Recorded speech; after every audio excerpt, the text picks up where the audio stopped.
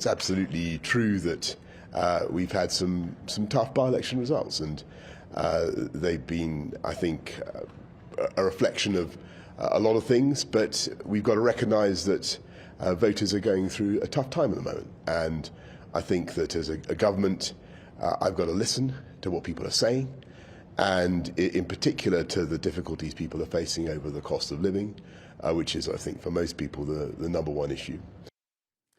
In London is Denis MacShane, who is a former British Member of Parliament, also once a Minister for Europe. Denis, full disclosure, you're a member of the Labour Party. OK, so anyway, whatever party you're a member of, this is a disaster for Boris Johnson.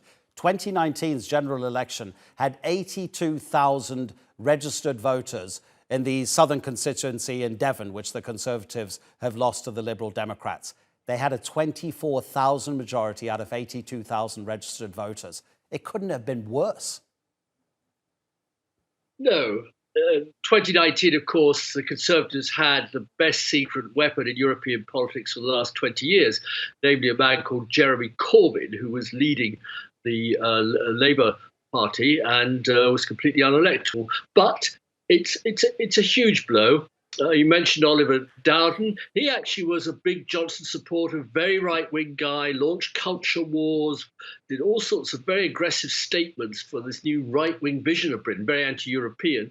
And he's been forced to bail out. But more interestingly, I can report, just in the last half hour or so, the former leader of the Conservative Party, Michael Howard, who was a very big Conservative politician, also like Boris Johnson, a right-winger, anti-European, and so on.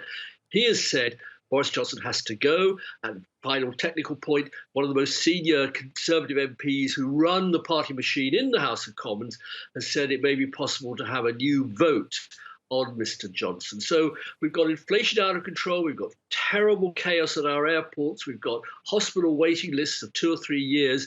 There really is nothing going well at the moment for Mr. Johnson. And yes, I think if the Tories want to hope to win the next election, they're not going to do it with Mr. Johnson as the candidate.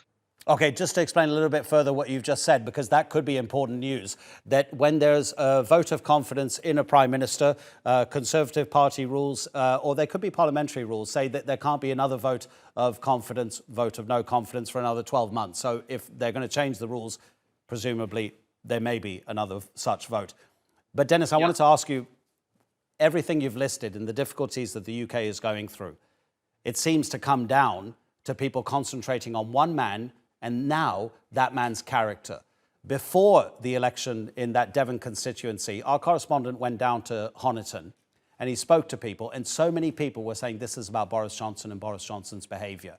And when we look at his history, both before he became a politician and once he was already in Parliament and in Cabinet, so many people who have known him for decades, and I won't go through all the quotes, but literally so many people say that this man is a proven liar, that he only cares about himself. And now the people seem to be waking up to something about Johnson's character that they feel is affecting the leadership of the country. Can he survive?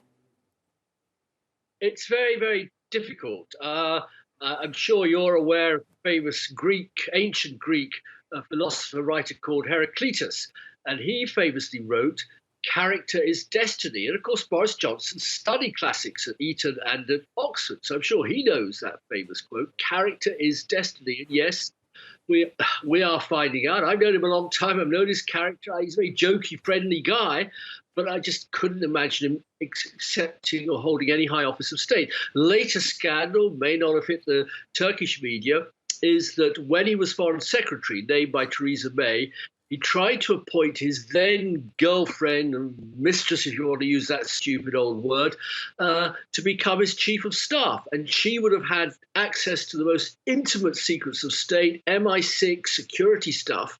And people were horrified. Mr. Johnson was then married with children. He was a family man, but no, he had a girlfriend on the side. I mean, I'm not getting into the moralism, the morality of all of that. They've since married. But the idea that he was actually suggesting that the lady in question was a former Conservative Party press officer. He started sleeping with her, then relationship. I mean, good luck. I'm not getting involved in that. But the idea he could propose to name her to one of the highest, most influential positions in the Foreign Office, literally beggars belief. He was booed during Her Majesty's. You saw the wonderful week of celebration of the Queen's years on the throne, the 60 years on the throne. And when he goes to the church service, everybody bursts out, boo, boo, boo. Again, never seen before in Britain. We respect our prime ministers. I just think it may be hard. I mean, he is a bit like, you remember the Russian advisor to the Tsarina, Rasputin, the famous guy in 1916, 1917. They shot him, they drowned him, they suffocated him, they threw him in the river, and the next day he was back telling the Tsar and Tsarina what to do. Boris is our modern Rasputin. Nothing seems to, as it were, remove him. But now the voters have spoken. That will frighten every single Conservative MP hoping to hold their seat at the next election. Denis MacShane, thank you very much indeed, Denis. Appreciate your time.